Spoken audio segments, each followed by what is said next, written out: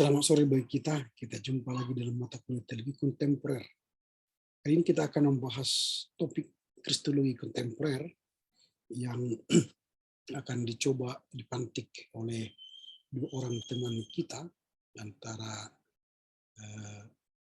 saudara Budi Astra Tarigan dan saudara Bernardo M. O.C. Hakim. Mereka akan memantik kita dalam diskusi ini untuk dapat memahami apa itu kristologi kontemporer. Selamat berdiskusi.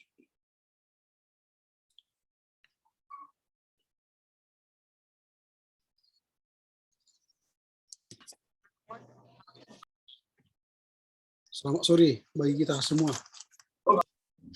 Sore, Pak. Sore, Pak. Bagaimana kabar? Sehat-sehat semua? Sehat, Pak. Mantap bajunya. Sehat, Pak. Baju Jokowi.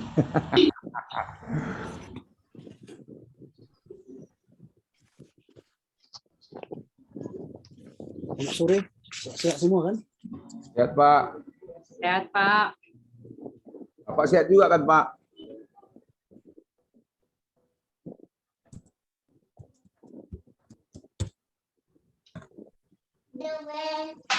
Kita masih 10 orang ya. Kita tunggu beberapa menit lagi teman-teman kita bergabung.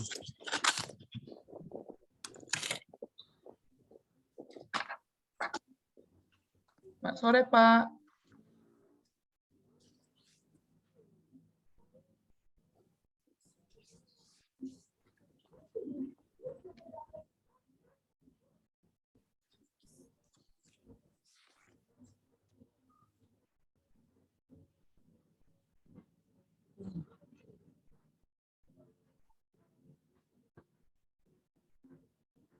Nanti bagi saudara Budi Arta dan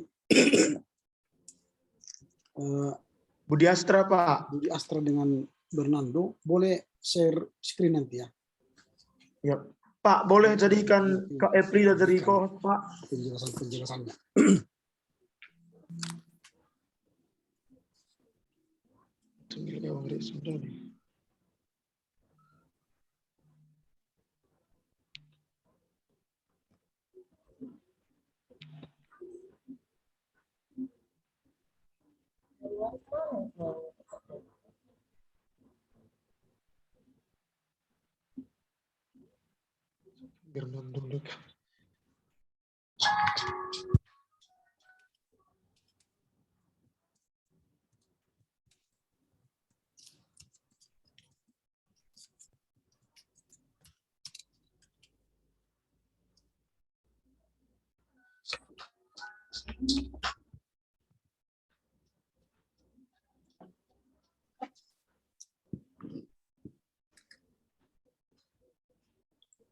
Kayak begini nggak ada.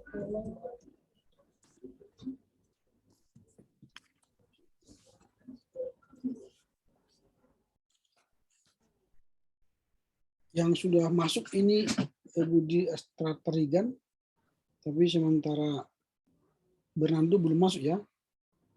Belum, Pak.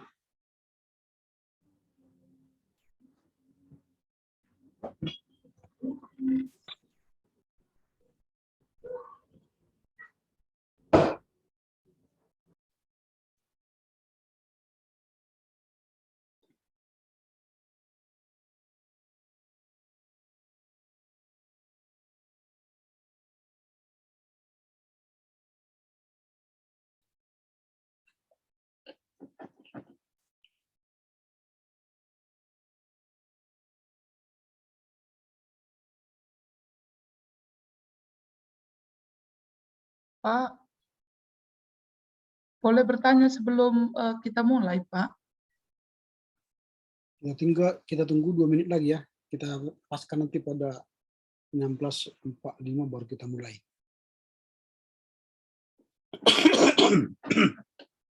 Untuk ini, Pak, laporan bacaan 2, Pak.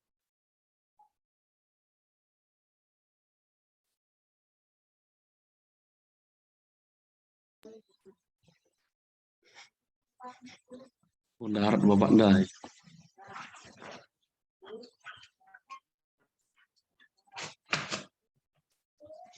Kayak penunggu Kak Epli dah.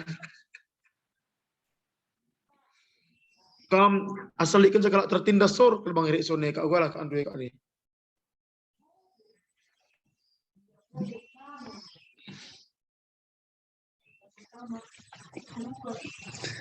Panci ka share screen Budi.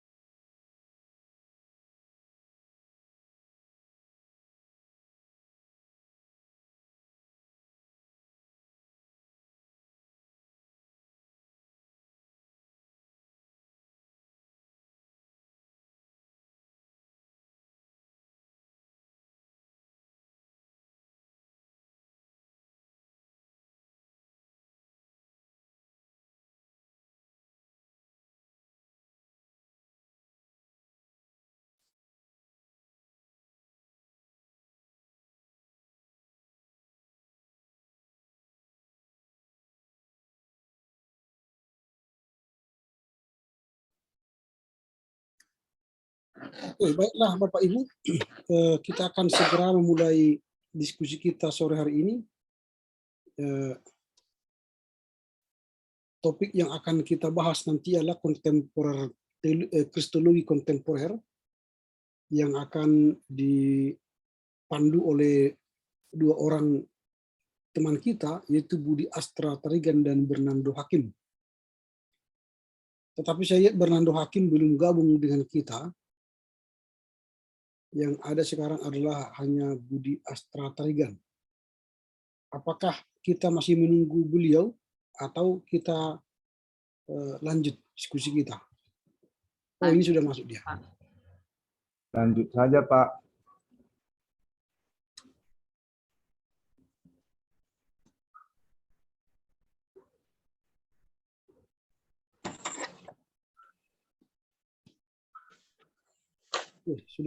Sudah masuk Bernardo ya. Baiklah, kalau begitu kita mulai saja ya. Kita bersatu dalam doa untuk memulai perkuliahan kita. Terima kasih Bapak, kami bersyukur sore ini kami boleh berjumpa kembali dalam mata kuliah teologi kontemporer.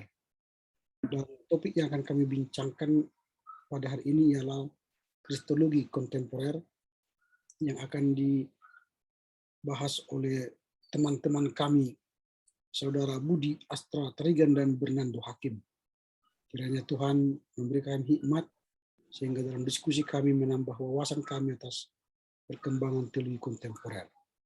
Terpujilah Engkau Bapa, dalam Kristus Yesus kami berdoa. Amin. Baik, Bapak Ibu Saudara-saudara sekalian, tema yang akan kita bahas sore ini adalah kristologi kontemporer. Nanti setelah mereka berdua, Saudara Budi Astra dan Bernardo menyampaikan apa yang mereka baca ya, hasil dari bacaan mereka. Lalu nanti kita akan berdiskusi setelah itu. Itu nanti alur perbincangan kita selama perkuliahan ini. Nah, karena itu kami mulailah dari Saudara Budi Astra. Silakan menceritakan apa yang Bapak temukan dari pembacaan itu untuk kita bagikan atau kita ketahui bersama. Setelah itu nanti masuk kepada Bernardo. Silakan. Ya boleh, terima kasih Pak. Boleh dijadikan Kak Eprida sebagai co-host Pak, Untuk apa? biar membagikan bahan Pak di layarnya Pak. Sudah bisa, sudah. Semua sudah bisa membagikan bahan.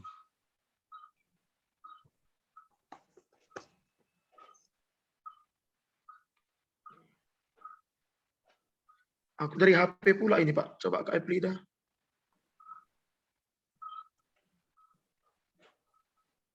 Ntar saya buka dulu bahannya ya. Iya Kak.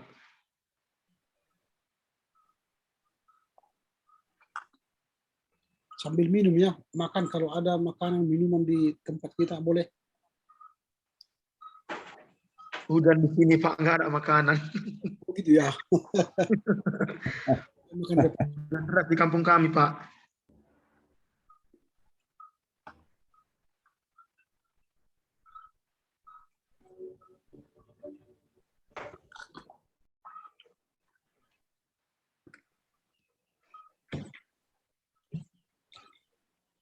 Berarti ngerekam juga bisa masing-masing ini, Pak?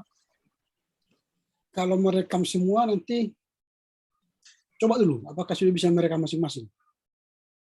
Oh, saya tes, Pak. Kalau kita buat semua co-host sudah bisa merekam. Siapa yang ingin merekam supaya saya buat co-host. Bisa semua merekam atau tidak? To record. Apakah udah bisa terlihat? Sudah. Sudah. Udah. Kalau ngerekam hanya host dan co-host saja, Pak. Oke, berarti saya buat semua co-host ya. Siapa yang mau nanti merekam, ya buat co-host ya. Kan nanti Bapak kirim juga ke YouTube, Pak. Kayak kemarin, Pak. Ya, saya kirim. Oh ya udah itu aja. Udah, Pak. Itu aja, Pak. Baik.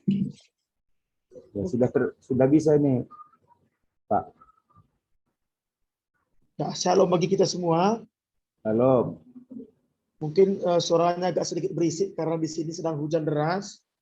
Jadi terima kasih juga pada Pak dosen kami dan juga Kak Eprida yang telah membagikan paper kami. Di sini kami membaca bukunya hampir 41 halaman, begitulah ya kira-kira. Jadi di sini saya akan membacakan laporan saya. Mungkin masih banyak kekurangan, nanti bisa kita sharing bersama. Dalam laporan ini penulis mencoba memaparkan gagasan-gagasan teologi ke dalam 5 kelompok berdasarkan makna, peran, dan signifikasi Yesus serta karyanya, yaitu yang pertama, Yesus sebagai pernyataan Allah. Karl Rahner menekankan bahwa Allah mengomunikasikan diri kepada umat manusia, sementara ia tetap dalam kehidupan ilahinya. Menurut Rahner, pengetahuan natural akan Allah mendahului datangnya pernyataan khusus. Ketika seseorang berusaha melengkapi bukti-bukti tentang keberadaan Allah, maka bukti-bukti eksplisit itu pada akhirnya tak dapat dielakkan. Rujuk kepada orientasi terhadap sang misteri. Karena sering menggunakan istilah sang misteri bagi Allah. Ia mengidentifikasi Allah yang adalah kebenaran absolut sebagai misteri absolut, dan sang misteri absolut tersebut menyatakan diri dalam komunikasi diri. Pengalaman akan sang misteri membimbing manusia kepada sang misteri absolut yang selalu menjadi misteri yang lebih besar. Dalam berkristologi, lebih menekankan sesuatu sebagai hasil dialektika atau perjumpaan atau simbol dan penyimbolan. Khususnya simbol Yesus, Rahner melalui teori simbolnya memandang Kristus sebagai simbol Allah sendiri, sehingga melaluinya ia dapat menyebut Kristus sebagai Tuhanku dan Allahku. Melalui Yesus Allah dapat dikenal. Menurut Soelle, gagasan bahwa Allah berada di surga dengan segala kemuliaannya, sedangkan Auschwitz adalah sistem buatan manusia, bagi Soelle sulit untuk diterima. Teologi Soelle didasarkan pada mistisisme sebagai gerak hati religius yang disebut sebagai silent cry, yang merupakan inti dari sebuah agama-agama di dunia. Mistisisme dalam arti kerinduan akan Allah telah ada di sepanjang waktu di semua kebudayaan dan dalam semua agama. Namun hal itu belum pernah menjadi sepenting pada era materialisme dan fundamentalisme. Kemudian di sini saya rangkum, Allah itu adalah Allah yang maha kasih melalui Yesus Kristus, dan Allah sudah menyatakan kasih-Nya kepada dunia. Ia telah mengambil rupa manusia dan meninggalkan kediamannya di surga dan menjadi sama dengan manusia untuk menebus dosa-dosa manusia. Yang kedua, Yesus sebagai teladan moral. Rosemary Rutter berpendapat bahwa gerakan Yesus mengizinkan bahkan mendorong kesetaraan kemuridan perempuan dan membawa pembebasan perempuan dari struktur patriarkal. Gerakan ini berlanjut hingga era rasuli, seperti pernyataan Paulus bahwa tidak ada lagi orang Yahudi atau orang Yunani, budak atau orang merdeka, laki-laki atau perempuan, karena kamu semua satu di dalam Kristus. Tetapi pada zaman rasuli tetap saja ada yang ingin mempertahankan patriarkal. Kemudian Hayward memaparkan teologi yang menarik, dan gagasan teologisnya yang sangat istimewa adalah membuka diri terhadap inkarnasi Allah.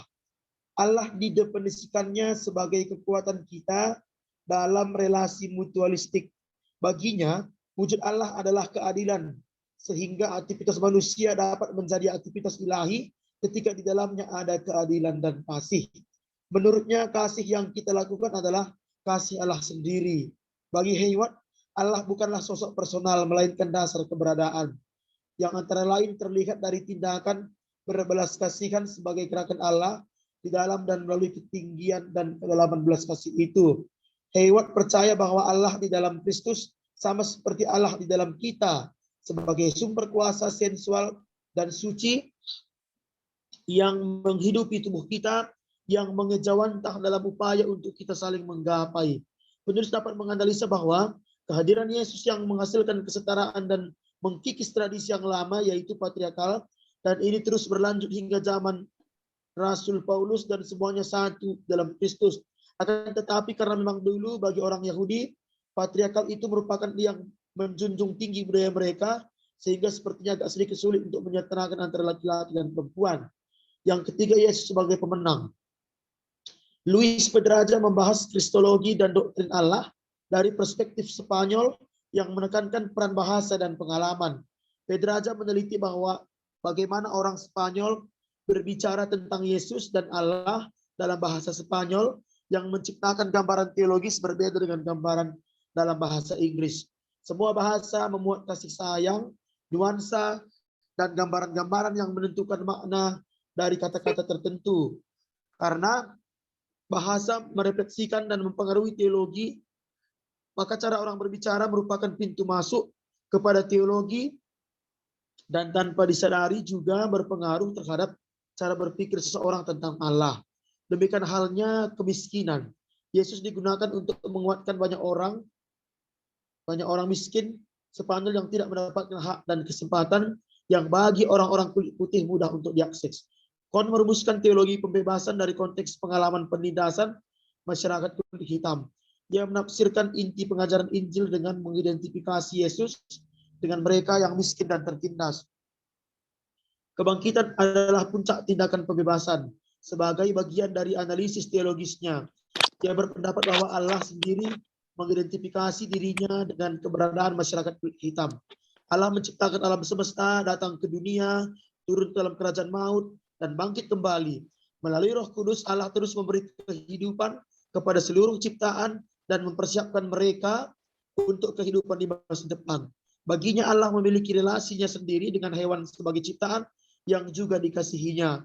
Dengan demikian, Allah tidak hanya berelasi dengan manusia, melainkan juga dengan hewan, bahkan dengan seluruh ciptaannya. Yang keempat, Yesus sebagai pengganti, wakil atau pengganti. Menurut Don Schweitzer, pandangan tentang Yesus sebagai pengganti ini mengingatkan kepada pandangan Anselmus. Anselmus menelaah mengapa Allah menjadi manusia dan harus mati untuk menyelamatkan manusia, dan mempertanyakan apakah tidak ada cara lain untuk menyelamatkan. Menurut Anselmus, Yesus Kristus wafat untuk menggantikan hukuman terhadap manusia atas dosa mereka. Tanpa penggantian itu, tatanan alam semesta akan kacau balau untuk selamanya. Dengan cara itu, keadilan, anugerah, dan kasih Allah dipenuhi dan disempurnakan. Anselmus memulai teologinya dari keyakinannya bahwa seseorang hanya dapat berteologi setelah ia beriman. Marilyn M. Court Adams dikenal sebagai seorang Kristen universalis yang meyakini bahwa pada akhirnya semua orang akan menerima keselamatan dan pemulihan dalam Kristus. Menurutnya doktrin tradisional tentang neraka itu keliru. Sebab seandainya neraka itu ada, maka kemungkinannya Allah tidak berhasil mencapai kehendaknya bagi umat manusia, yakni agar semua umat manusia diselamatkan, atau Allah memang dengan sengaja menciptakan sebagian orang untuk dihancurkan. Gagasan kristologinya sangat metafisis. Namun secara material agak mengesampingkan fungsi Kristus sebagai perantara atau mengesampingkan hakikat kemanusiaan Kristus. Ia menolak marginalisasi atau relativisasi kristologi.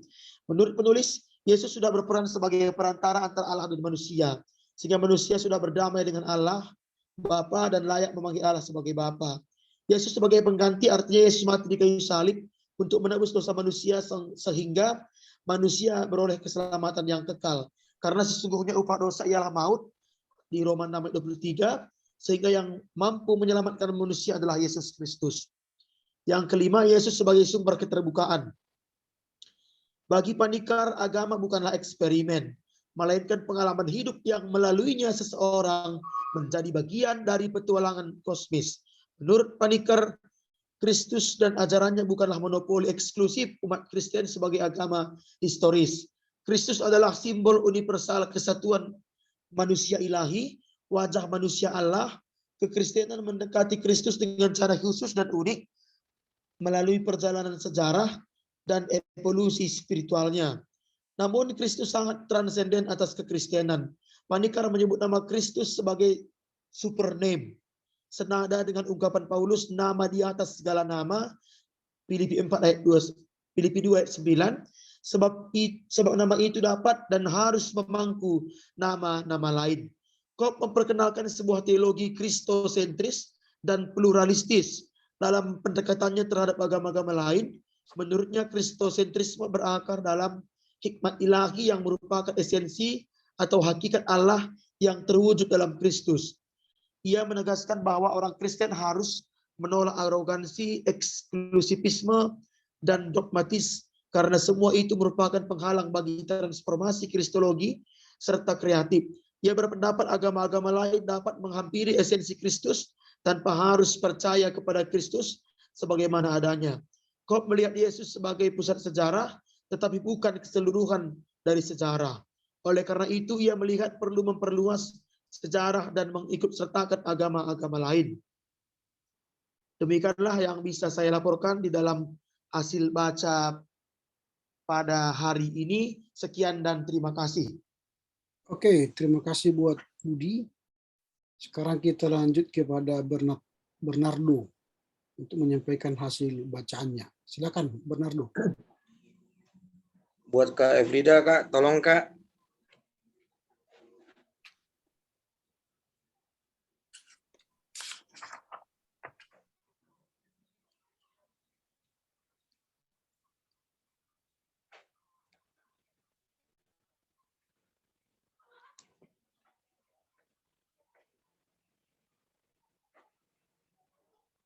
Kak Frida.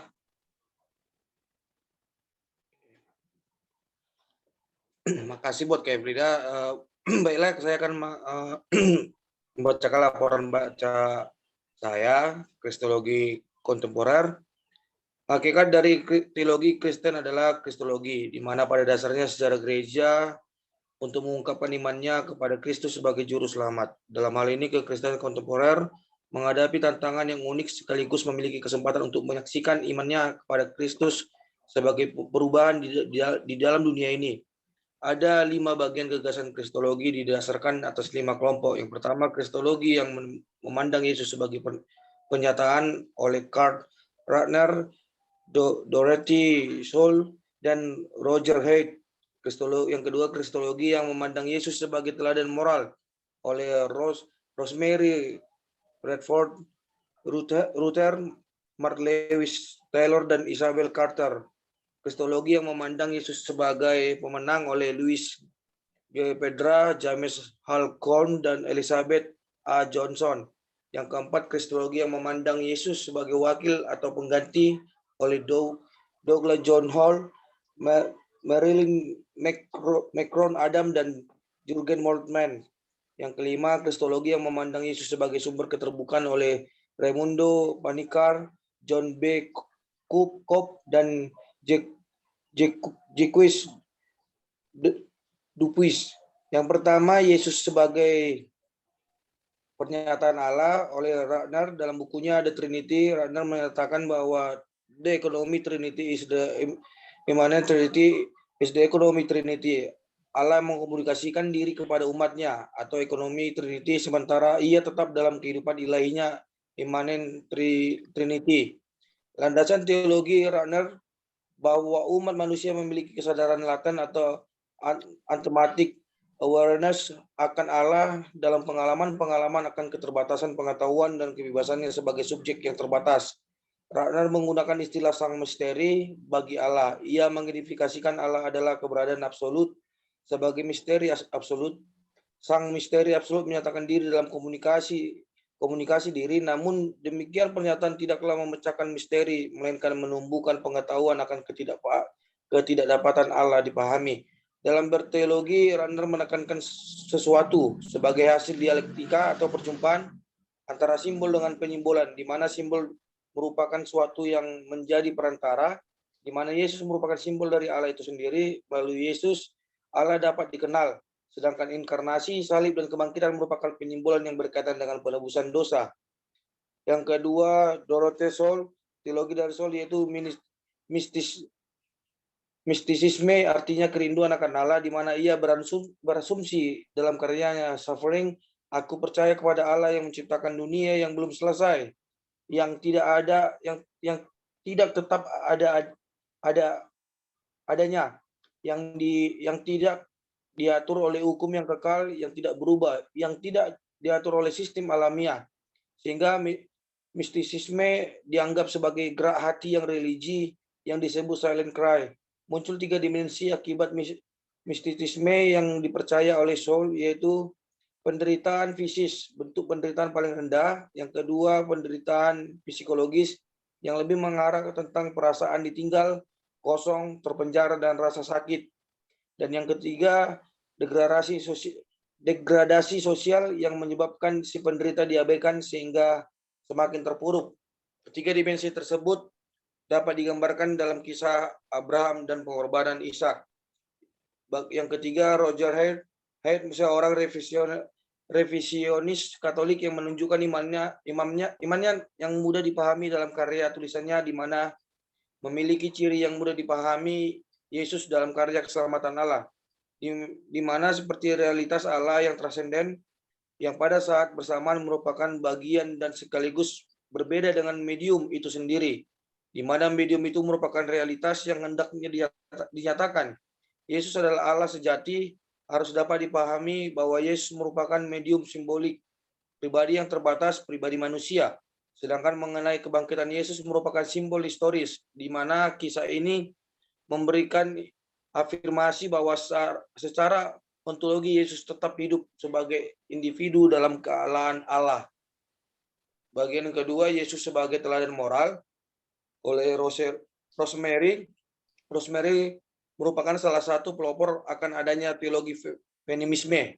Di sini dia berpendapat bahwa gerakan Yesus mengizinkan bahwa mendorong kesetaraan kemuritan perempuan dan membawa kebebasan perempuan dari struktur patriarkat. Pendekatannya atas teks-teks Alkitab berangkat dari pengalaman atas penindasan perempuan. Yang kedua, Mark Lewis Taylor, seorang ahli teolog dan kebudayaan yang mendasarkan pikiran dan teologinya terhadap kebudayaan yang terjadi di dalam sistem peradilan di Amerika Serikat, terutama kepada para kriminal yang mempersoalkan kesetaraan perlakuan hukum kepada kaum minoritas, di mana sistem peradilan di kalangan kriminal bersifat semi-militer. Yang ketiga, Isabel Carter, gagasan teolog ini sangat istimewa. Ia membuka diri terhadap inkarnasi Allah, di mana inkarnasi Allah hadir di tengah-tengah hidup manusia. Ketika manusia tersebut dapat berusaha membangun relasi otentik dengan orang lain yang disebut dengan relasionalitas. Dasar ini bermula dari pandangannya terhadap Allah yang bukan bersifat personal kepada diri Allah, melainkan Allah yang berinkarnasi dalam diri manusia, sehingga bisa lebih lagi melakukan kehendak sifat Allah dalam hidup manusia tersebut, di mana sifat dominan Allah adalah mengasihi, sehingga Allah merupakan dasar keberadaan manusia tersebut. Bagian yang ketiga, Yesus sebagai pemenang. Luis membahas kristologi dari perspektif Spanyol yang menekankan perbedaan bahasa dan pengalaman, di mana penggunaan Alkitab masih menggunakan bahasa Inggris, sehingga maknanya berbeda jika diartikan dalam bahasa Spanyol. Di sini kehidupan Yesus yang miskin melambangkan kehidupan para masyarakat Spanyol yang miskin, sehingga mereka memiliki semangat yang baru, di mana Yesus dalam kisah hidup yang miskin disamakan dengan mereka yang miskin yang tidak memiliki hak dan kesempatan di negaranya. James Holcomb dalam karyanya Black Theology atau Black Power, dalam karyanya ini banyak kritik baik bagi kaum teolog Afrika Amerika yang menekankan gereja kulit hitam dan tindakan rasisme yang dialami mereka sehingga berpengaruh bagi kehidupan mereka. Kohn berusaha untuk mendapatkan hak sebagai warga negara, sehingga ini sering disebut sebagai teologi pembebasan. Yang ketiga, Elizabeth A. Johnson mempromosikan pentingnya dan bernilainya dialog antar agama, menekankan perhatian terhadap semua ciptaan Allah. Segala bentuk diskriminasi harus dilawan, serta kehidupan keagamaan haruslah bersifat kontrkultural, karena bagi Johnson Allah terus memberikan kehidupan kepada seluruh ciptanya dan mempersiapkan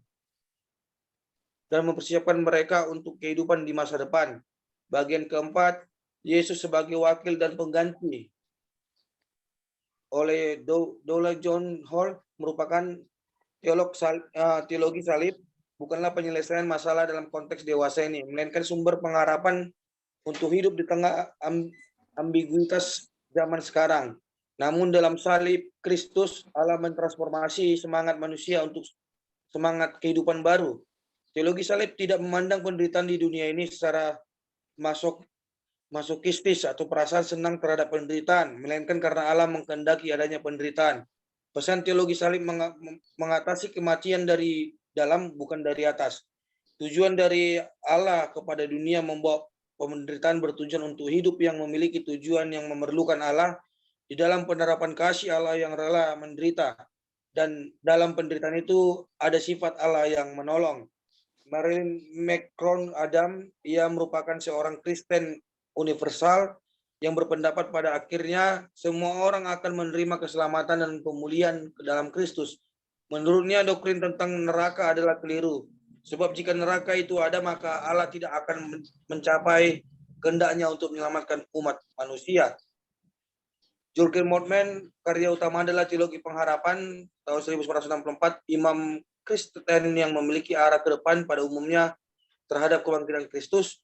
Moltmann berusaha menjelaskan teologi dalam terang ini. Ia mengeluh karena banyak teolog menempatkan eskatologi hanya sebagai apodentik teologi. Menurut Moltmann, dasar dari misi adalah transformasi dunia ini sebagai antisipasi terhadap janji mengenai ciptaan baru.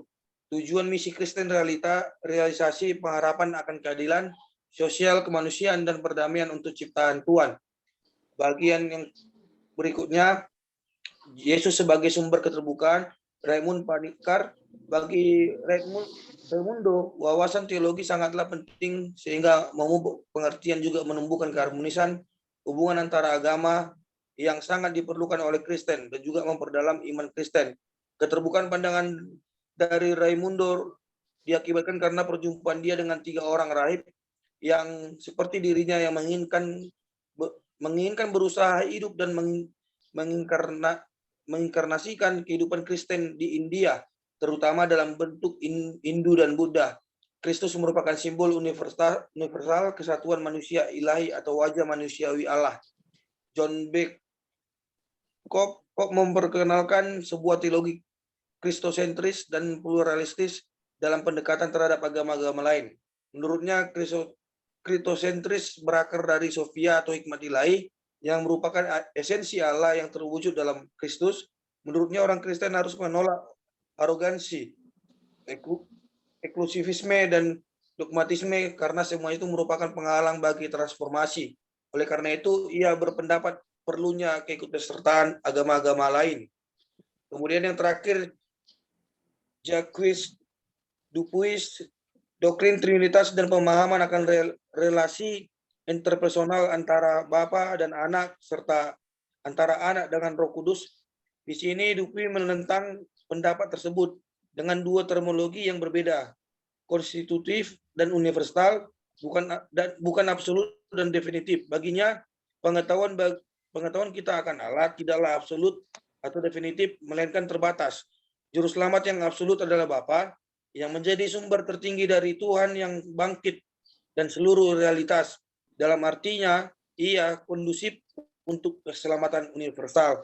Demikianlah hasil laporan baca saya. Saya kembalikan kepada Bapak dosen kita. Oke, baik. Terima kasih atas dua pemantik diskusi kita hari ini dari Budi dan Bernardo. Tentu kita sudah membaca bukunya juga, dan kita akan mencoba berdiskusi tentang seputar teologi kristologi kontemporer ini. Apa yang bisa kita diskusikan bersama. Tentu nanti kita akan saling melihat bagaimana kelima pandangan itu, dan akhirnya nanti bagaimana kita merefleksikan dalam kehidupan kita berjemaat, ya. Nah, itu. Jadi memang nanti kita akan sampai pada diskusi itu. Ya, silakan siapa yang mau mencoba memberikan respon, ya, terhadap apa yang disampaikan oleh teman-teman. Silakan kalau ada yang mau memberi masukan atau pertanyaan pun boleh, atau masukan pun boleh. Silakan. Saya sedikit, Pak. Oke, silakan. Ini bab 1 halaman 9 sampai 51 Ya. tentang kristologi kontemporer disunting oleh Jans Aritonang. Ya. Dari banyak halaman itu sebenarnya yang mau disampaikan bahwa kristologi itu kan ajaran tradisional kekristenan, denyut nadi gereja kita, yang ajaran tradisionalnya adalah Yesus satu-satunya jalan keselamatan. Persoalannya kita masuk dalam dunia postmodern dan yang sangat menghargai otentitas agama-agama lain, sehingga itu menjadi tantangan bagi kita bagaimana memaknai kristologi kita itu dalam dunia postmodern.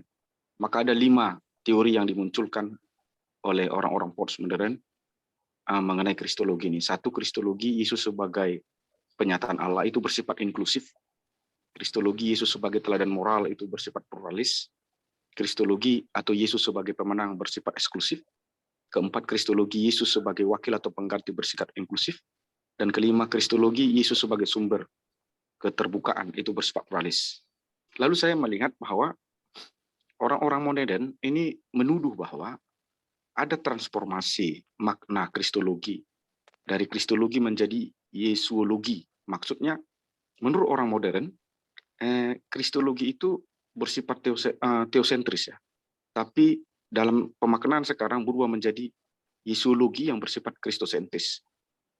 Jadi kalau kristologi pada hakikatnya itu mengajak kita untuk menyembah Allah, berpusat kepada Allah, tapi di dalam yesuologi justru kita jadi berpusat kepada Yesus Kristus.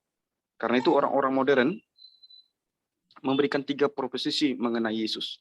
1, Yesus historis. Yesus historis, ya jelas dia hanya tokoh humanis saja. Baru Yesus dalam perjanjian baru, ia hanya tokoh religius saja, kecuali Injil Yohanes. Karena orang-orang modern itu mencurigai Yohanes.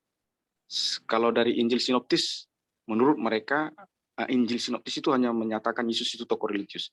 Tapi berbeda dengan Yesus Kerugma, ia berubah menjadi Tuhan. Jadi ada transformasi kristologi menurut orang-orang modern dari yang humanis sebagai historis, Yesus yang perjanjian baru sebagai religius, spiritual, dan Yesus yang kerugma ia menjadi Tuhan. Nah, kenapa bisa terjadi seperti itu? Rupanya cara berpikir orang modern yang rasionalitas historis ini adalah karena menurut mereka Alkitab itu hanya pemikiran manusia tentang Allah, bukan pemikiran Allah tentang manusia. mereka coba melihat Alkitab itu dalam kacamata sejarah, dan mereka menemukan bahwa Alkitab itu bukan dokumen Allah dan tidak bisa dikatakan dokumen sejarah. Tapi itu hanya semacam imajinasi spiritual manusia mengenai Allah. Karena itu menurut mereka, kehadiran gereja itu sebenarnya bukan karena pimpinan Roh Kudus, tetapi karena para ilmuwan teologi atau para teolog menurut mereka. Dan mereka sedang mencari Yesus dalam deskripsi sumber Q, karena menurut mereka bahwa Injil Sinoptis, Matius, Markus, Lukas, toh memakai sumber Q. Menurut hemat saya, Pak, apa itu sumber Q? Dalam pikiran saya mungkin itu salah satunya adalah kitab apokrifa atau kitab pseudografika. Jadi, jika menurut sumber Q, ternyata Yesus itu bukan Tuhan, tetapi dia itu sesuatu yang insani, mungkin dia dikategorikan nabi, atau dia guru hikmat.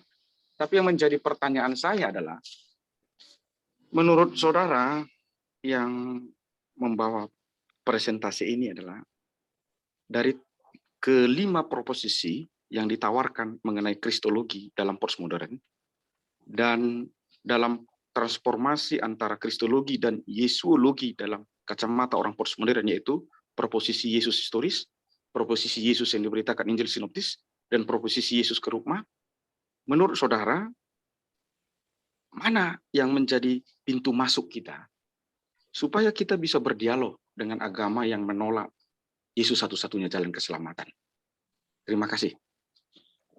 Oke, silakan kepada Bernardo sama Astra memberi jawab atas pertanyaan ini.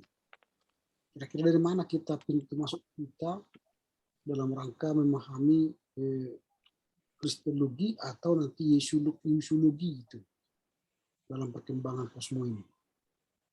Dari 5 pendekatan tadi ya. Silakan.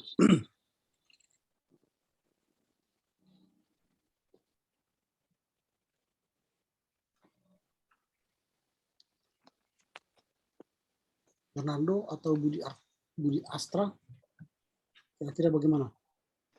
Saya dulu, Pak. Ya, silakan. Ya, terima kasih kepada Bang Ewen yang sudah menjelaskan lebih dalam lagi paper kami. Ya, kami mengucapkan terima kasih. Jadi pertanyaan tadi di dewasa ini begitu ya, dari kelima kristologi yang ditawarkan dalam buku ini tadi, yang manakah yang dapat kita gunakan untuk membuka dialog untuk semua umat agama di seluruh dunia? Mungkin semuanya ini kami berpikir bahwa semua ini bisa kita gunakan untuk sebuah dialog, tapi mungkin yang lebih mendekati untuk zaman modern ini yang nomor 5. Bisa kita lihat nomor 5, Yesus sebagai sumber keterbukaan, begitu. Kenapa begitu kami katakan? Karena di dalam Yesus sebagai sumber keterbukaan ini, di samping memang kita sebagai umat Kristen harus meyakini bahwa Yesus itu adalah satu-satunya Tuhan dan Juru Selamat, ya kita memang harus fanatik akan hal itu, karena Yesus adalah satu-satunya jalan keselamatan menurut umat Kristen, begitu ya. Tapi di dalam poin nomor 5 ini, Yesus sebagai sumber keterbukaan, kita tidak sampai hanya ke dalam tahap itu, tetapi kita bagaimana terbuka sehingga Yesus itu terbuka kita beritakan kepada dunia di zaman modern ini, apalagi memang apalagi berbau agama di zaman modern ini begitu sangat sensitif untuk diberitakan, begitu, karena mungkin bisa terjadi hal-hal yang tidak diinginkan. Tetapi di sini kami menjawab bahwa yang paling penting ataupun salah satu yang bisa kita gunakan adalah Yesus sebagai keterbukaan, karena kita terbuka terhadap seluruh ajaran-ajaran agama, seperti yang Kop tadi katakan bahwa dia memperkenalkan sebuah teologi kristosentris yang pluralistis. Artinya di dalam pendekatan ini kita bisa menyatu di dalam agama-agama yang lain, begitu dia. Jadi ia juga menegaskan bahwa orang Kristen harus menolak arogansi, eksklusivisme, dan lain sebagainya, begitu dia. Jadi mungkin ini yang sedikit bisa saya jawab, dan mungkin bisa juga diperluas oleh teman kami Bang Fernando. Kami persilahkan Bang. Silakan. Makasih buat pertanyaan dari Bang Ewen. Kalau bicara dari kelima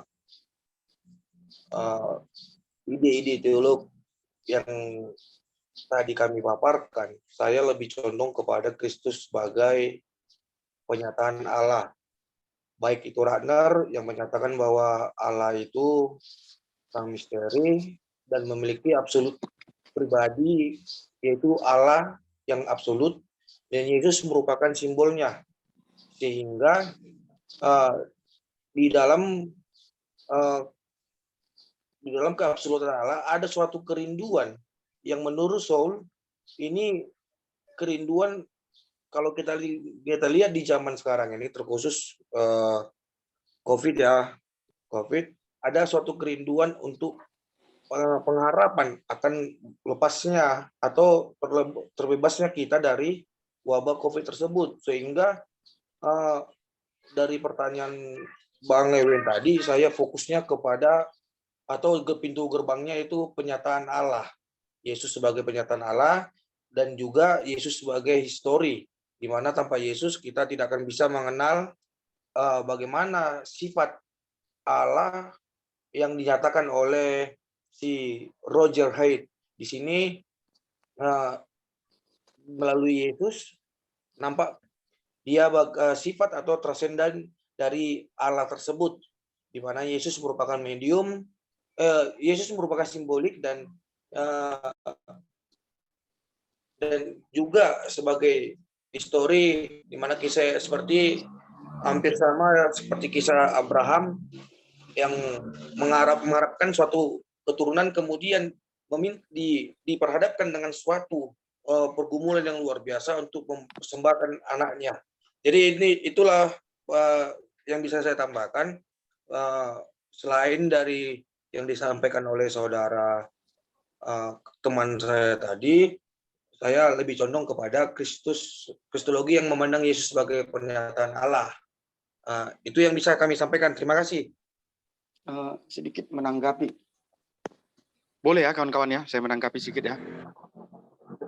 Begini. Boleh Pak.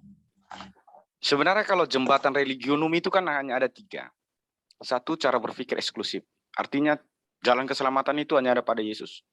Di yang lain nggak ada. Kedua, inklusif. Inklusif ini kan cara berpikirnya, ternyata keselamatan itu ada dalam agama lain, tapi tetap harus berpusat pada Kristus. Itu si Rahner itu kan salah satu tokohnya inklusif. Lalu pluralis. Kalau pluralis ini, ya sama aja keselamatan di Kristen, sama di Islam, sama di Hindu, dan segala macam. Artinya dia lebih ke arah sinkretis dalam kajian saya. Yang menjadi persoalan saya adalah, kelima kristologi yang ditawarkan dalam preposisi postmodern ini, tidak ada menyinggung sedikit pun tentang keunikan dan finalitas tentang iman kita, bahwa Yesus adalah satu-satunya jalan keselamatan. Artinya kalau kita memakai pintu ini, maka kita sedang memperkosa warisan kerugma kita, ajaran kita, bahwa only Jesus, hanya Yesus jalan keselamatan satu-satu. Jadi saya berpikir begini, menurut saya, dari tantangan pluralisme ini, dari tantangan postmodern ini, kita memang harus bersikap eksklusif dalam hal iman, tapi kita harus bersifat pluralis dalam dialog kehidupan. Jadi bagi saya, harga mati saya, Kristus itu Tuhan, dia jalan satu-satunya keselamatan. Itu bagi saya. Dan itu hak saya. Tetapi di dalam dialog kehidupan, ketika saya ingin bekerja sama dalam hal pendidikan, dalam sosial dan ekonomi, saya harus bersikap pluralis. Jadi saya sendiri tidak melihat ada pintu masuknya dari kelima kristologi ini yang bisa bersintesa dan berdialektis tentang finalitas iman kita, bahwa Yesus satu-satunya jalan keselamatan. Itu pandangan saya. Tolong ditanggapi. Terima kasih. Ya, terima kasih kepada Bang Ewen. Ya, saya dulu ya Pak.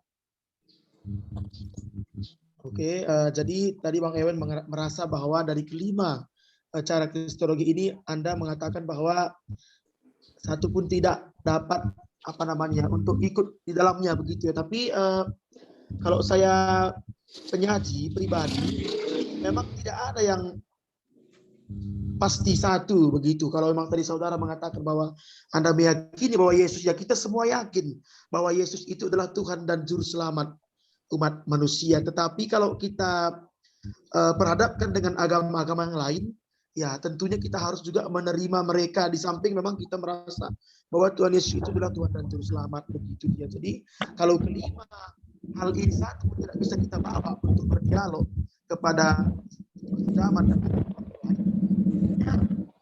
saya rasa saya pribadi saya tidak setuju. Seperti yang saya katakan tadi, mungkin Bang Bernardo tadi berbeda dengan saya, tapi saya tetap mengatakan dari kelima ini, yang nomor 5 ini adalah salah satu jalan yang bisa membuat kita terbuka terhadap keterbukaan agama-agama yang lain. Di samping memang kita percaya bahwa Tuhan Yesus itu adalah satu-satunya yang menyelamatkan kita, begitu dia. Mungkin yang bisa saya tambahkan untuk Bang Ewen, boleh ditambahkan Bang Bernardo. Tapi sebelum sama Bernardo, mungkin saudara nggak dapat ke poin yang mau saya maksud. Begini, kita ini berbeda kan, hibriditas berbeda dengan dialektika, berbeda dengan sebuah sintesa. Ya. Maksudnya begini, kan nggak mungkin dong karena opini umum kita kehilangan identitas opini kita. Atau nggak mungkin karena sesuatu yang objektivitas, kita kehilangan nilai dasar subjektivitas kita. Itu kan cara berpikir postmodern. Apa sih subjektivitas kita? Yesus adalah Tuhan. Dia adalah satu-satunya keselamatan. Kalau kita pakai kelima kristologi ini, berarti kita kehilangan subjektivitas kita dong. Kita kehilangan nilai tawar kita dong. Sama saja sekaligus kita berkata, ya Allah Islam sama dengan Allah Kristen. Sama saja kita harus berkata, toh keselamatan ada di sana. Nah, bahkan tanpa harus percaya sama Yesus, toh memang ada keselamatan. Jadi untuk menjembatani paradoks tentang ini, tentang kristologi ini, maka saya berpikir memang kita harus mempertahankan subjektivitas kerugma kita, bahwa Yesus adalah Tuhan, dan dia satu-satunya jalan keselamatan. Tetapi dalam hal kehidupan, dalam hal berdialog dengan orang-orang yang berbeda dengan kita, saya pikir kita harus bersikap pluralis. Kesana poinnya. Karena yang mau saya pikirkan adalah tentang keotentikan subjektivitas kita. Karena sesuatu yang konyol, kalau karena tidak karena sesuatu yang konyol, kalau karena sesuatu yang objektif, kita kehilangan nilai dasar yang subjektif. Karena nggak ada kebenaran untuk semua. Kebenaran itu kan tergantung kepada pribadinya masing-masing. Nah, kesalahan yang sedang muncul adalah ada banyak keputusan bersama merusak dan menghancurkan keluhuran keputusan pribadi. Kesana mungkin poinnya. Mungkin ditanggapi kawan-kawan yang lain. Ya, terima kasih, Bang. Mungkin saya bisa luruskan dulu diskusi kita supaya nanti bisa bisa nyambung ya kepada kemana sebenarnya kita diskusi kita ini nanti gitu. Nah, jadi kalau kita baca halaman 9, dari situ kita masuknya ya. Di situ ada tantangan kekristenan sekarang soal teologi kristologi. Kristologi kita sedang ditantang. Itu yang sedang kita bahas. Nah, lalu Don Schweitzer memberi kita pertolongan soal memahami kristologi dalam teologi kontemporer itu. Dia mencatat ada 15 orang teolog selama 60 tahun yang mencoba memandang kristologi itu, melihat kristologi itu. Lalu dari ke-15 teolog yang 60 tahun, masa 60 tahun itu, dia kelompokkanlah 5 kristologi itu. Kristologi itu ada yang menyatakan penyata Allah, ada yang menyatakan teladan moral, ada yang menyatakan pemenang, ada yang menyatakan wakil dan pengganti, dan yang kelima sumber keterbukaan. Itulah kristologi yang dipahami oleh 15 teolog tadi. Dalam berbagai perspektif pandangan mereka dalam teologi kontemporer. 60 tahun. Lalu di akhir tulisan ini yang akan menggelitik kita sebenarnya, masuk pertanyaannya si Ewen tadi, di akhir dari ke-15 teolog ini, di halaman 39, di luar yang 5 tadi, ada kristologi ke Yesuologi.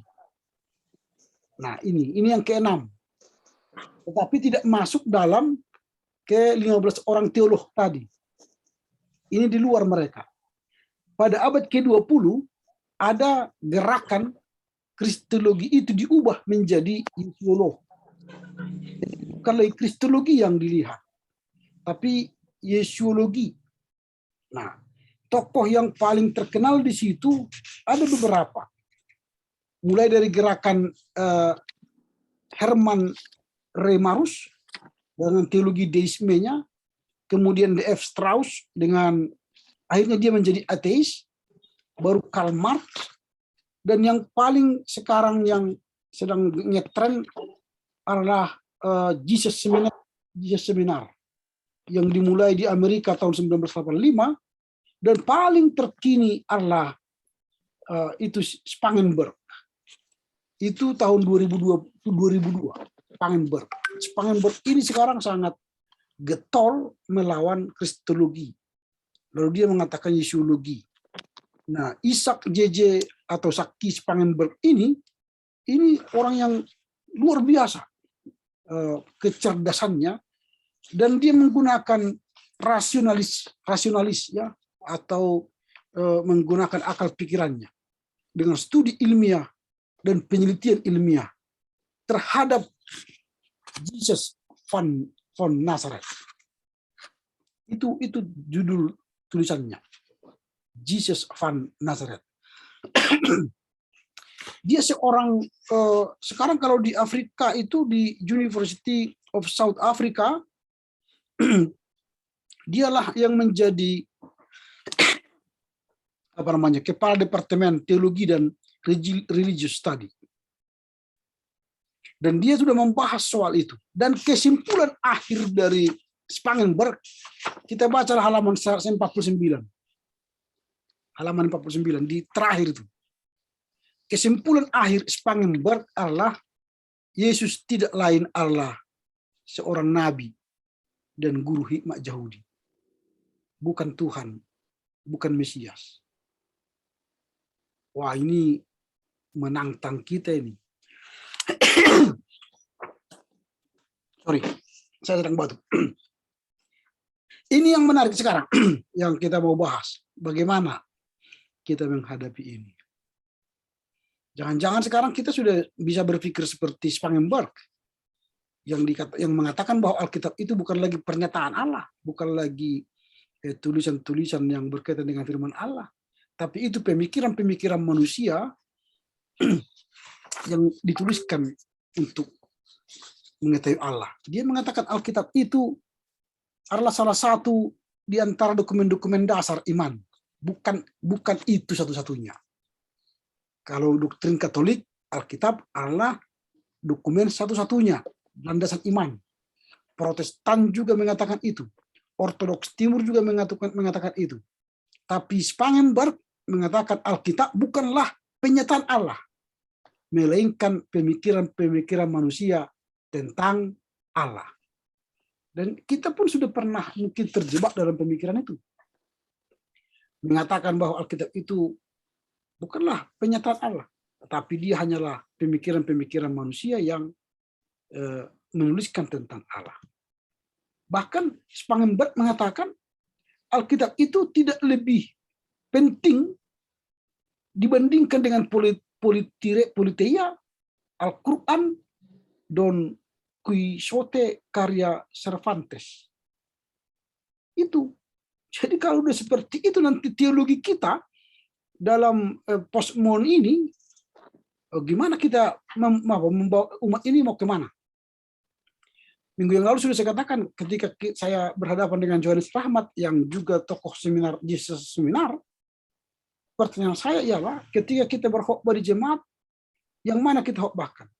Jesus History, Jesus Seminar, Jesus History, atau Jesus Kerugma, atau Jesus Faith. Nah, sebenarnya itu di halaman halaman berapa ini? Dia sudah tuliskan itu. Yesus itu sebagai apa? Halaman 45. Menurut Spangenberg itu Yesus itu siapa? Dia mengatakan Yesus history, Yesus diberitakan, dan Yesus doktriner. Dia sudah sampaikan itu. Nah, jadi nanti di sini kita coba diskusikan sebenarnya kita melihat kristologi kontemporer itu bagaimana? Begitu ya. Oke, monggo lanjut diskusi. Ada yang mau merespon lagi tentang pertanyaan apa Ewen tadi, atau ada pertanyaan baru atau hasil pembacaan baru gitu loh. Ini kita diskusi ini ya, supaya kita melihat sisi bagaimana kristologi itu dalam bingkai teologi kontemporer. Mungkin saya Pak Oke, silakan. masih senada sebenarnya Pak, tapi mungkin lebih sederhana. Jadi bagaimana pandangan saudara penulis ya Budi dan Bernardo dari pandangan-pandangan tokoh ini tadi terhadap eksklusivisme itu begitu. Nah, mungkin itu saja Pak, supaya juga kita kan tidak seperti yang tadi dikatakan di sini bahwa Yesus itu hanya salah satu gitu. Jadi bagaimana menurut pandangan saudara tentang pandangan para ahli yang menurut yang saudara bahas tadi, yang saudara tuliskan dengan paham eksklusivisme itu. Terima kasih. Ya, silakan Bernardo dan Budi memberikan respon atas pertanyaan Evli tadi. Kira-kira bagaimana posisi kalian lah melihat kristologi yang ada sekarang itu. Silakan. Ya, silakan Bang Bernardo pertama. Kami persilahkan. Nomblok orang itu Pak, tanpa posisi. Not Lagi position. mati lampu pula sini Pak.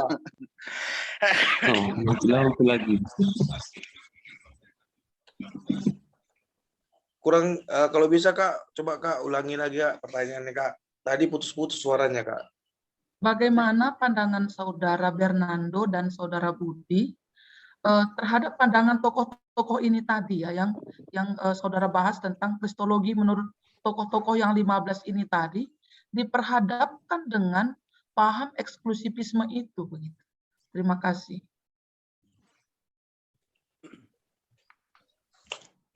Nah, makasih.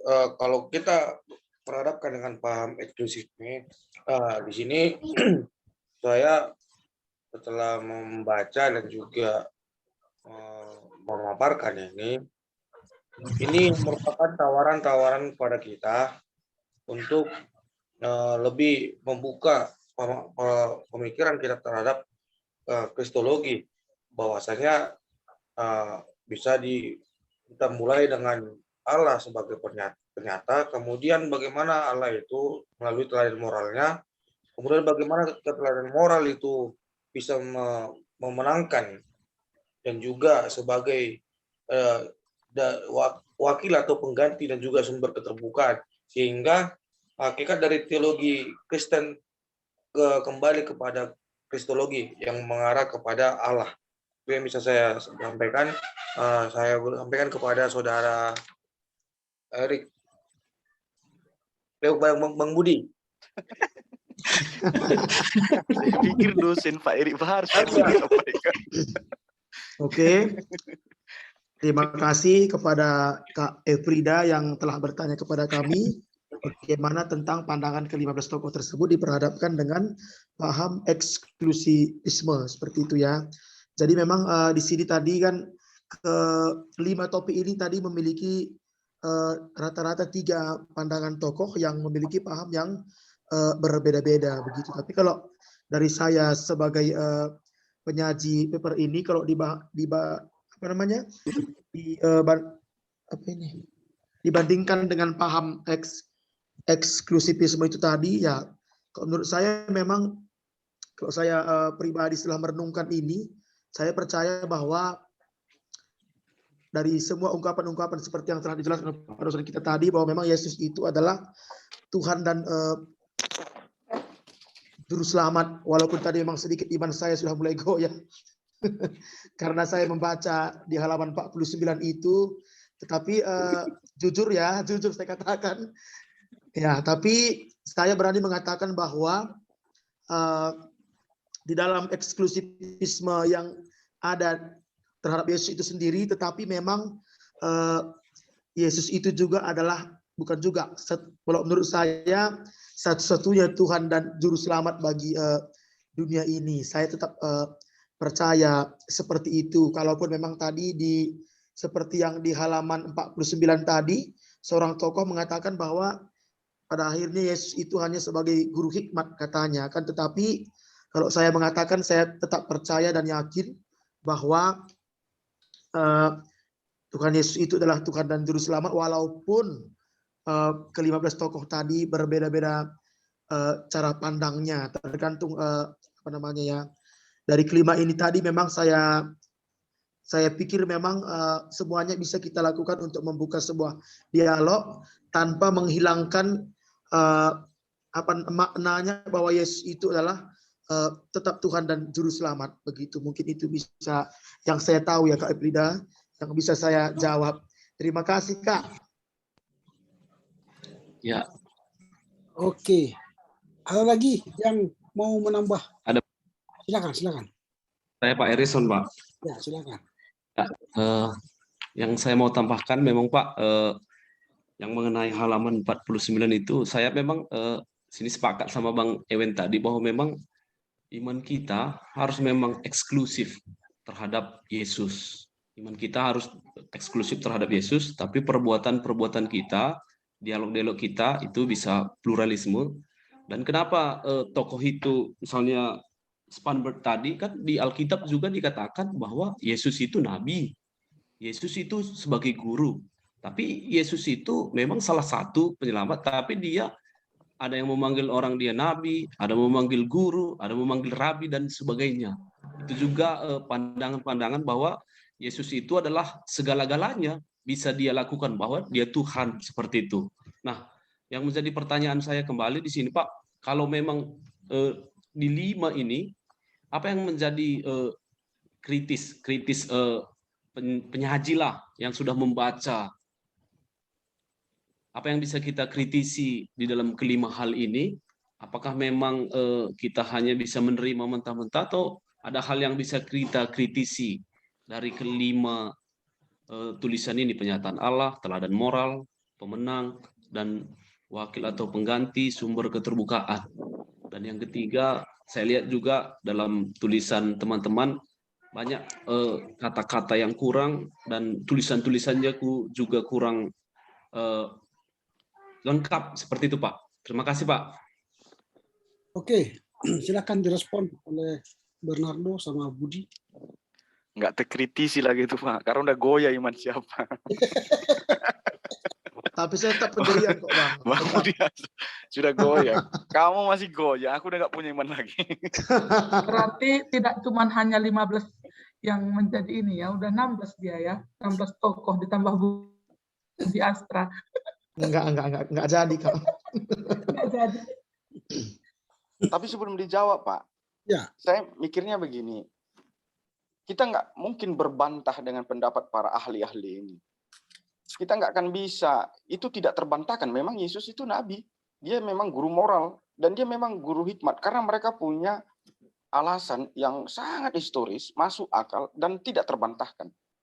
Andai kata kita coba mendialektikakan seperti yang dilakukan Hegel tentang kelima perspektif kristologi ini, sehingga kita berkata tentang satu kristologi yang dialektis, bagaimana Yesus itu ya memang nabi, dia guru moral, dia guru hikmat, dan kita dialektikakan dengan iman kita yang eksklusif, dan dia sekaligus Tuhan. Karena kalau kita berkontroversi dengan pendapat ini tidak terbantahkan, memang itu benar, dan ciri-cirinya benar. Tapi itulah dulu pandangan saya Pak, dikembalikan sama suara kawan-kawan untuk pertanyaan Bang Erikson tadi. Oke, silakan. Ditanggapi oleh Baiklah, terima kasih buat Bang Erikson. Memang pertama itu kritikan untuk tulisan saya, karena memang laptop saya tinggal di Medan, saya pinjam laptop jemaat, kebetulan huruf S-nya nggak bisa berfungsi. Ayah Tuhan. Pilihan 7 lu mau wearing kan manual laptop. Nah, tidak mungkin. Nah, seperti yang dibilang oleh Bang Ewen, kalau bicara soal iman kita, itu memang pribadi person kita, bagaimana kita memandang Kristus. Dan kalau kita perhadapkan dengan ke-15 tokoh yang ada kami paparkan ini adalah pola pikir mereka yang mencoba untuk memasarkan siapa Yesus dan bagaimana iman Kristen, sehingga di dalam kehidupan pun terjadi perubahan. Contoh misalnya tadi yang terjadinya perbedaan antara hak yang harus diterima oleh warga negara yang bersama-sama berdomisili di satu negara di Amerika, tadi antara kulit hitam dan kulit putih, dan juga antara mereka yang merupakan kriminal yang memiliki ras kulit putih dan kulit hitam.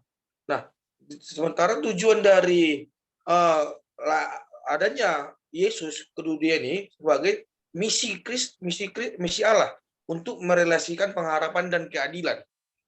Nah, di dalam kehidupan sosial manusia serta menciptakan suatu perdamaian untuk seluruh ciptaan dari Allah tersebut, sehingga untuk di kehidupan yang akan diberikan oleh Allah itu mereka bisa melihat memang sumber semua dari Allah. Itu yang bisa saya sampaikan. Saya sampaikan kepada Bang Budi. Oke. Sudah Bang, sudah cukup. Ya, kita pantik lagi misalnya dengan lahirnya teologi kristologi kontemporer ini, juga nanti kalian juga akan mengenal dengan istilah teologi abu-abu. Mungkin kalian sudah pernah dengar itu ya, teologi abu-abu. Itu sudah ditulis oleh Stefri Lumintang. Nanti kalian baca juga itu. Stefri Lumintang telah menuliskan teologi abu-abu. Itu akibat dari teologi posmo dengan adanya Renaissance ya, rasionalisme, kemudian bangkitnya pemikiran-pemikiran liberalisme, pluralisme, pencerahan, dan rasionalisme juga membuat teologi kita abu-abu. Lalu tadi kalau misalnya Ewen mengatakan sikap bahwa dalam soal iman kita eksklusif, tapi ketika kita berada di dalam dunia nyata kita menjadi inklusif atau pluralis, itu kan sebenarnya sudah teologi abu-abu. Kita tidak berani lagi mengatakan identitas kita sebagai Kristen ketika berhadapan dengan kan itu. Makanya teologi abu-abu itu sekarang sedang bermain di kita. Misalnya saja contoh, kalau kita ditanya siapa ke Allah, apakah orang Kristen dengan Allah Islam sama? Kita akan menjawab di dunia nyata sama. Tapi ketika di ibadah gereja, ketika kita khotbah di mimbar, kita berkata beda. Allah Abraham, Ishak dan Yakub itu beda dengan Allahnya orang umat Arab katanya. Kan beda kan? Tapi ketika kita berdialog, kita katakan sama. Itu tadi ini inklusif. Nah, ketika terjadi seperti itu kan itu sudah abu-abu. Kita tidak punya lagi identitas. Nah, sebaliknya mereka memiliki identitas yang kuat. Dan mereka tidak pernah abu-abu. Mereka terus memaksakan doktrinasi mereka ke kita. Kita malah melempem. Maka menjadi abu-abu. Nah, Stefri Lumintang itu membahas itu. Sekarang gereja sudah pada posisi abu-abu. Belum ateis ya, belum ateis. Masih abu-abu. Masih ada disimpan imannya di kalangan eksklusif. Tapi ketika keluar dia menjadi inklusif dan pluralis. Nah, ini tantangan kita. Nah, sekarang bagaimana? Ini pertanyaan kan. Tadi ada seorang tokoh Panikar di halaman 33. Ini menarik ini, seorang Panikar ini. Kalau kalian nanti baca hidupnya lebih dalam, Panikar ini dia seorang pastor sebenarnya. Dan dia berkali-kali masuk kepada passing over dan coming back. Kalau kalian pernah dengar istilah itu, passing over dan coming back. ketika dia ingin mendalami Islam, dia 5 tahun jadi Islam. Dan meninggalkan iman Katoliknya di rumahnya atau di katedral. Lalu dia menjadi Islam, melakukan tugas sebagai Islam, membaca Al-Quran, melakukan sholat, melakukan segalanya sebagai Islam. Lalu dia coming back, kembali lagi. Lalu setelah itu passing over lagi ke agama Buddha. 5 tahun dia Buddha. Coming over, coming back. Baru passing over lagi, Hindu. Coming back. Makanya sebenarnya Panikkar ini, kalau kalian baca nanti banyak buku-buku yang dia tulis. Akibat dari passing over dan coming back. Itu kemampuan dia. Coba kalau pendeta seperti itu. Jangan-jangan lupa pulang. Seperti Yahya Wahlo nih, lupa pulang. Jadi mencaci-caci dia dari sana kan. Harusnya pulang dia. Setelah dia belajar di sana penuh, nah, baru balik lagi, coming back. Jadi Yahya Wahlo itu pulang, lupa dia pulang. Akhirnya jadi menghujat dia kan. Kalau Panikkar dia di sana tidak pernah dia menghujat yang dia belajar. Dia coming back, kembali semula. Lalu dia hidup lagi. Baru pergi dia lagi di sana. Masih ngobrol, coming back. Makanya pernyataan dia itu menarik. Kalau kita baca ya, bagi Panikkar halaman 34, agama bukanlah eksperimen, melainkan pengalaman hidup. Yang melaluinya seseorang menjadi bagian dari petualangan kosmis. Nah, dia sudah lakukan itu. Dia melakukan petualangan itu secara kosmis. Nah, dari dunia Katolik Eropa pada masa mudanya, Panikkar secara dramatis masuk ke dalam dunia baru. Nah, itu kan dia ke India itu. Menjadi agama Buddha. Transformasi kehidupannya diakibatkan oleh perjumpaannya dengan 3 orang rahib yang seperti dirinya berusaha hidup dan menginkarnasikan kehidupan Kristen di India, terutama dalam bentuk Hindu dan Buddha, yaitu Jules Mokanin, Henry Le Saut, yang juga dikenal sebagai Swami Abhikistananda, dan B.D. Griffith, rahib Benediktin. Nah, di sini dia sebagai orang Buddha dan Hindu, dia lakukan sebagai orang Buddha dan Hindu. Lalu setelah itu dia baru coming back.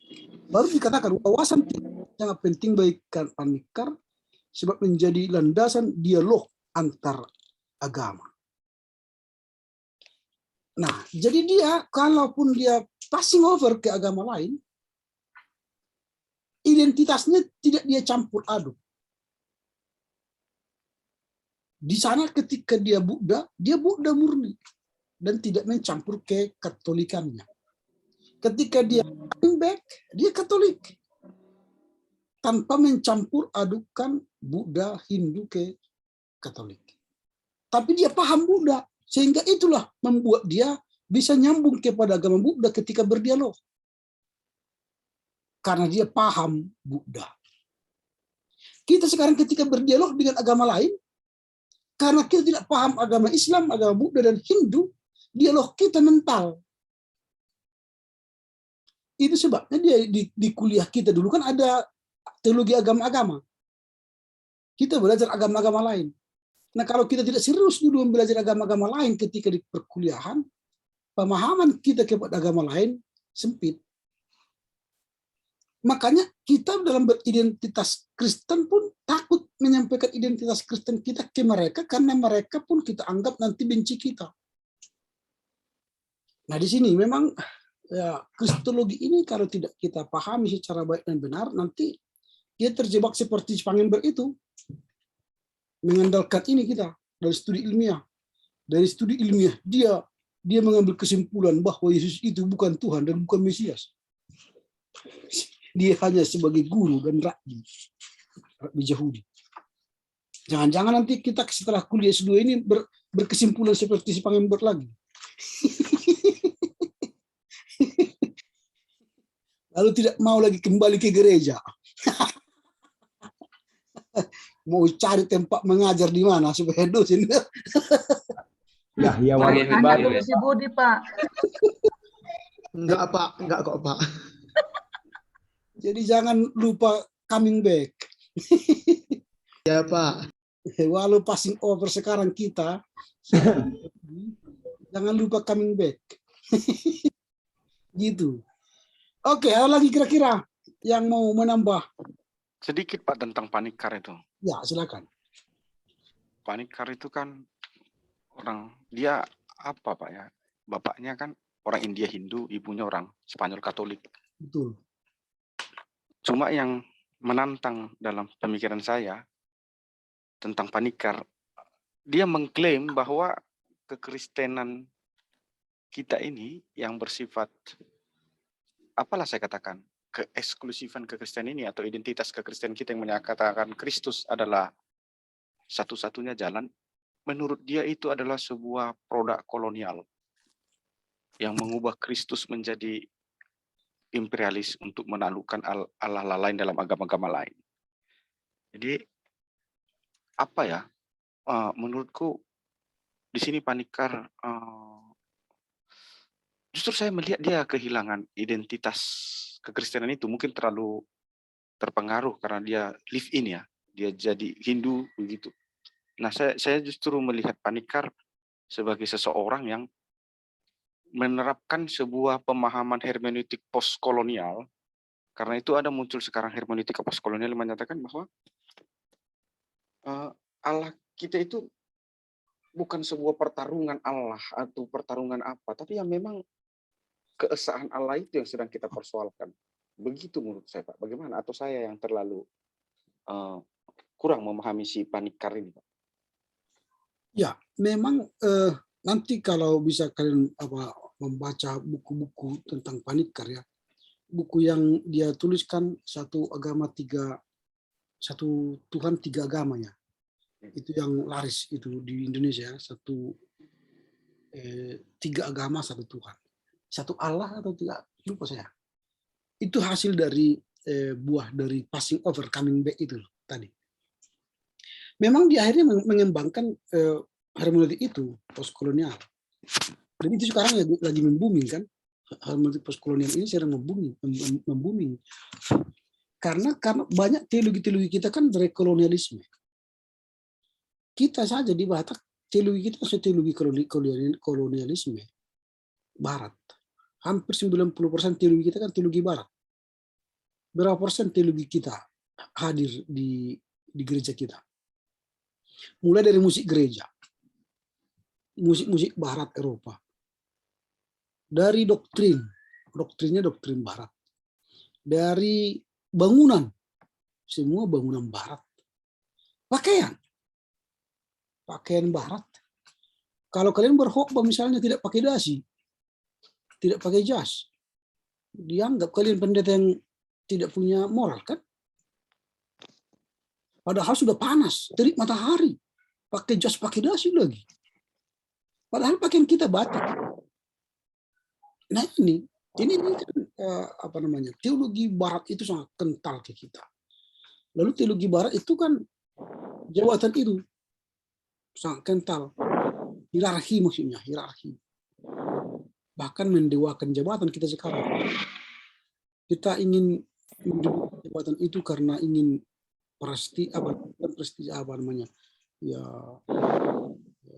kemuliaan ya, hasanapun ya. Jadi bukan lagi pelayanan. Nah ini misalnya yang kita lihat. Jadi postkolonialisme itu artinya kita melampaui pemikiran kolonial dalam menafsir teks misalnya, atau melihat bingkai teologi kita. Nah, memang panikar melakukan itu. Nah, jadi memang harus kita berhati-hati juga dengan panikar kalau kita tidak memahami dirinya secara mendalam.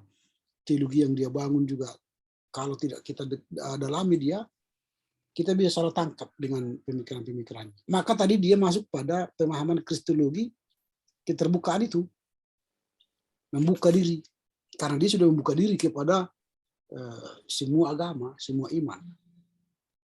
Nah itu karena memang ya dia sudah masuk ke sana. Pluralisme itu dia pahami kental itu. Gitu. Jadi kalau soal eksklusivisme bagi dia mungkin tidak perlu lagi, karena dia sudah memang mengajarkan inklusivisme kan, dan pluralisme. Karena keselamatan bagi dia bukan lagi hanya dalam gereja atau dalam Kristus. Enggak. Bagi Panikar tidak. Kalau sempat Panikar ini pendeta di GKPA udah kena RPP nih Pak. Sudah dikeluarkan itu. Secara tidak hormat. Cukup jelas Pak, terima kasih. Oke. Ada lagi kira-kira? Saya Pak. Silakan. Ya, jadi sehubungan dengan kristologi di sini,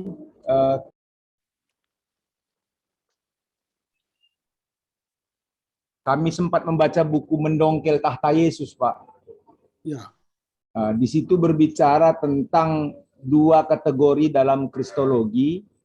Yang pertama adalah kategori Kristenitas. Ya, Kristenitas. Dan yang kedua adalah kategori Yesusanitas, Pak.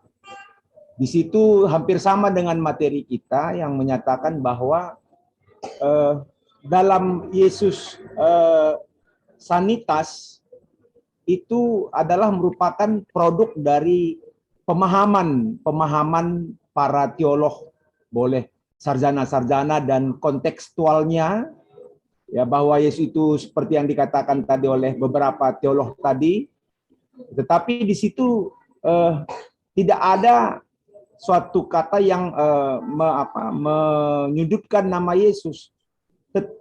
Yesus itu tetap dihormati, ya. Yesus itu tetap dihormati, tetapi dia tidak disembah. Yang menyatakan bahwa Yesus itu adalah salah satu jalan keselamatan. Yesus itu adalah guru, Yesus itu adalah motivator dan seterusnya. Mungkin juga begitu juga pandangan dari Yesus itu adalah nabi, imam dan bukan satu-satunya Mesias, walaupun dia adalah Mesias. Dia tetap dihormati tetapi tidak disembah. Sedangkan di dalam Kristenitas itu boleh dikatakan menyimpulkan bahwa Yesus itu bukanlah satu-satunya jalan keselamatan. Tapi Yesus itu adalah satu-satunya, dia adalah jalan keselamatan, bukan satu-satunya. Sehingga karena dengan pemahaman yang demikian, Yesus itu adalah Yesus yang disembah. Jadi tidak hanya dihormati, tetapi dia disembah. Sehingga kita diharapkan boleh, istilah dulu Bapak katakan dalam kita boleh minum tua ke sana kemari, tapi tidak boleh lupa pulang gitu kan. Boleh kita memahami ke sana kemari, tetapi kita tidak boleh lupa pulang, dan itu adalah dalam kategori Kristenitas itu. Itu yang menyimpulkan tentang kristologi, bagaimana kedudukan Yesus bagi tidak hanya di dalam ajaran Kristen, tetapi juga pegangan bagi orang Kristen berhadapan dengan agama yang lain. Itu bagaimana tuh kira-kira Pak dalam hal ini Pak? Terima kasih Pak. Ya, jadi memang buku Mendongkel sejarah tahta Yesus ini saya pikir masih banyak dari pemikiran-pemikiran Jesus Seminar yang diungkap gitu ya. Iya, Pak. Mereka juga membahas soal Yesus yang sejarah, apalagi ketika kita membaca klaim yang ketiga, misalnya Injil Thomas. Nah, Injil Thomas itu dalam buku Jesus Seminar, nanti dia apa di sini di Alkitab elektronik.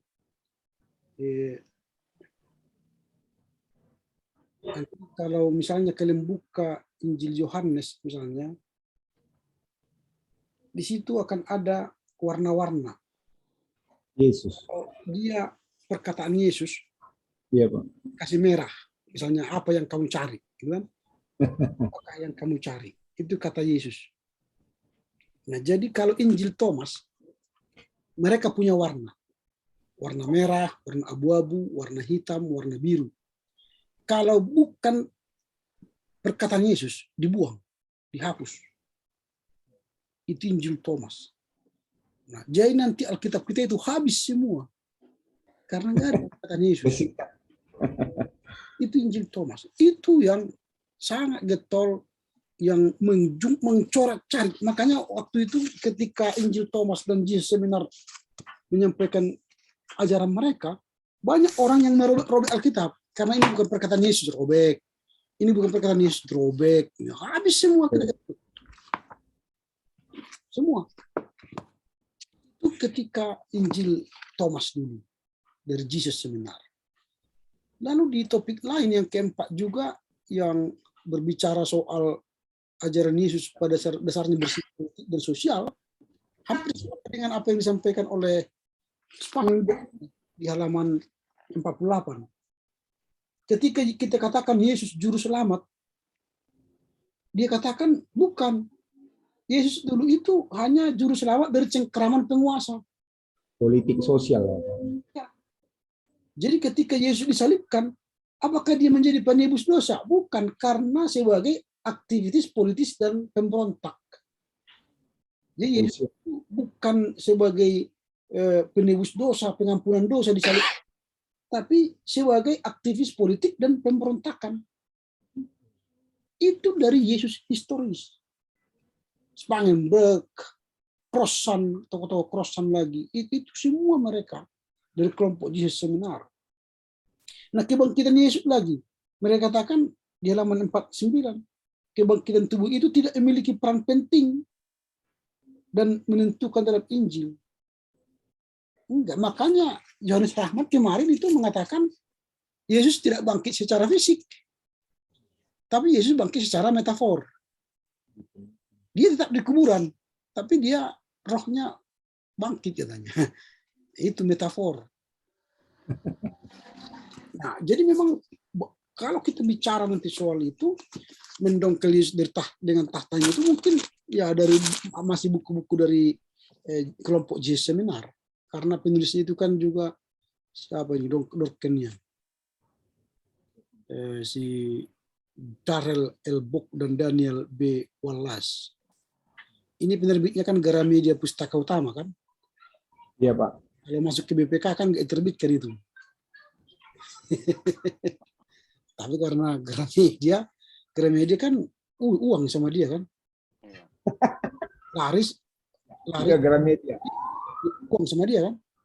Ya. Soal iman Gramedia mencetak. Jadi jangan saya mau beli buku dari Gramedia, ya lihat dulu buku Crossan dulu Gramedia yang mencetak, bukunya siapa juga buku si Gramedia yang mencetak. Kalau Gramedia kan kalau ada kabar buruk kan laku. Koran-koran kan kabar buruknya membuat mereka hidup kan. Game ya Pak. Coba lihat pemerkosaan, pembunuhan, laku korannya. Tapi kalau ada pendeta khotbah KKR nggak dibaca itu. Kalau koran sikap berduka citanya yang dibaca orang kan. Ya. Pastor Simon ditaruh Pak. Pastor Simon ditaruh. Terus dia. Iya, kalau Pastor Simon diupload. Oke. Oke Pak. Terima kasih Pak. Kita ya. Ya Pak. Minggu depan kita lanjutkan lagi dengan diskusi-diskusi hangat ya. Amin. Minggu depan ini kita akan bicara teologi ortodoksi liberal. Wah, ini makin hangat ini. Ini akan dibawa oleh Erwina dan Evilda Ginting. Oke ya. Oke Pak. Silakan siapa yang mau berdoa penutup. Bang Januar Pak, pangkas baru dia. Oke, silakan. Oke lah, mari kita berdoa. Terima kasih ya Bapak atas materi yang sudah kami bahas agar berguna bagi kami secara inklusif dan eksklusif tentang Kristologi. Demikian juga Bapak dosen kami, Pak Harahap, yang telah mendampingi kami, mengampu kami dalam materi ini. Engkau berkati Bapak dosen kami yang sungguh luar biasa memberikan ilmunya bagi kami. Dan kami akan bertemu pada Senin yang akan datang. Tuhan yang memberkati kami. Terima kasih Bapak. Di dalam nama Yesus kami berdoa. Amin. Amin. Pak, terima kasih Pak. Sore Pak, izin Pak. keluar Pak. Dan teman-teman sekalian. Ya, Terima satu. kasih Bang Bernardo, Selamat sore Pak. Bang Budi. Semuanya. Nah.